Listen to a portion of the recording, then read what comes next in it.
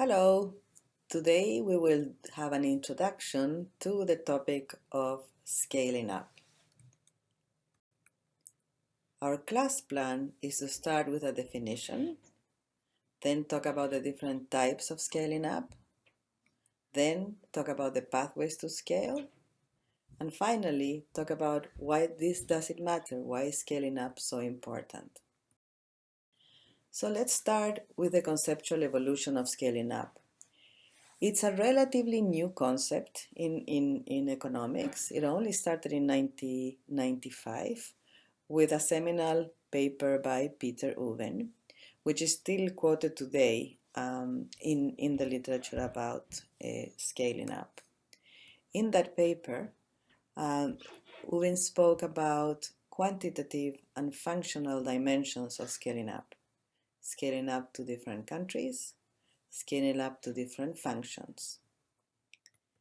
And then in the early 2000s, we had the Millennium Development Goals, which changed completely the focus of scaling up. The World Bank had a Shanghai conference where China was co-chairing, China being one of the most experienced countries in scaling up.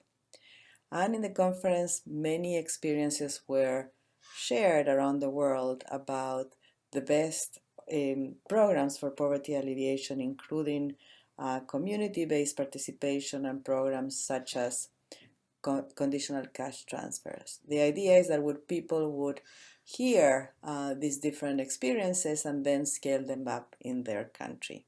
But there was absolutely no framework to think about how that scaling up would happen, except that by exposing different countries to different experiences. Then there was an opportunity to revisit this through the work that especially Johannes Lind did in Brookings, in which he looked at why scaling up was such a difficult concept, and started really the work of putting a framework around the concept of scaling up. So for me, defining scaling up in terms of its development impact, I really relate to the definition that Chandy, Hosono, Karas, and Lin have in their book about scaling up from Brookings, which is scaling up is reaching a large number of poor people with interventions that transform their lives. This is a very particular definition of scaling up, but one that I think really throws light into the reason that scaling up is so important for Imago. So what are the types of scaling up? If we look at the work of Larry Cooley and Cole in MSI, they talk about three types of scaling up, and I really think this is the best definition that we have in terms of these three types. The first type, the most commonly understood one, is expansion, where an organization will grow within itself, either decentralizing, sometimes with spin-offs, but will really expand from its own core. The examples for this is BRAC, which grew to be a conglomerate over time, but it always had at the center BRAC as sort of the mother company of this conglomerate. It had banks, it had universities, it had health interventions, education, social enterprises, but it all remained under BRAC. Bridgespan is an example of a spin-off which was really financed by Bain and then became much more focused on nonprofit in the US and then in other parts of the world. So the second type of scaling up is replication. This is when a policy is adopted by many, which is the example of conditional cash transfers. There was a very structured way of piloting and finding evidence in both Mexico and Brazil about conditional cash transfers, oportunidades, and Bolsa Familia, and this was then adopted by many other countries across the world. But there's also other cases of replication. For example, is the case of microfinance, where there was a clear understanding of how to solve a market failure problem by collective action, and that business model was adopted and it was promoted through Latin America, Action, and through South Asia with BRAC, Grameen, through all of South Asia. So that's an example of replication. The original company or organization that started it is no longer the one implementing, but is rather developing standards and business models that are then copied and used by other organizations that want to do the same. The third type of scaling up is collaboration, where the branding starts to become further and further away from the original organization. And it's more about partnerships and alliances and networks of people who are looking for something that are common purpose. And then they are much more loosely associated than in the case of replication. Oxfam International is a good example of collaboration. They will go and organize around inequality or around violence with girls, and they will have a campaign through the whole world through this network. The most successful example of collaboration in the US are both the IRRP, which is an organization for retirees, and the NRA in the US. So, what are the pathways to scale? No matter what people say, there are only two pathways to scale. An organization, which is here in the center, has to choose either to go through the market or through the government. It's going to require money and it's going to require capacity. And it can get the money and the capacity from either the market or the government. So, if an organization decides to scale through the market, it will need to find a business model. And we will talk later about how that business model can be found. But only once that business model is found, an organization stops being a startup and becomes a real organization and has that highway in the top that allows it to move by its own revenues and have that as a fuel for growth.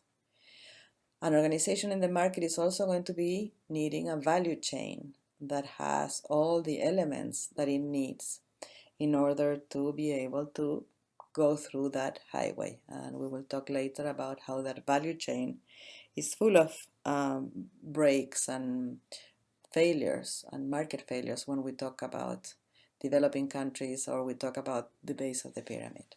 So that's one pathway to scale. The other one is to scale to the government. And the government will be either paying for some services of government services that should be provided by the government but instead are provided by this organization, or subsidies in the case of externalities where the difference between the private good and the public good is such that the government requires to pay a subsidy. And also the government provides the organizational capacity. The government is probably one of the most important organizations in terms of its reach. It can go through many different levels of government up to the most small locality. And that is a huge highway for scale. And we see how organizations like BRAC, who have developed programs on primary education, or DOTS for tuberculosis, they experimented, they found a way to solve a problem, and then they scaled through governments. So many people ask, what about donors? Well, donors can help. They can help both in the beginning of the market pathway, or they can help in the beginning of the government innovation. But donors don't really implement. Therefore, they just facilitate.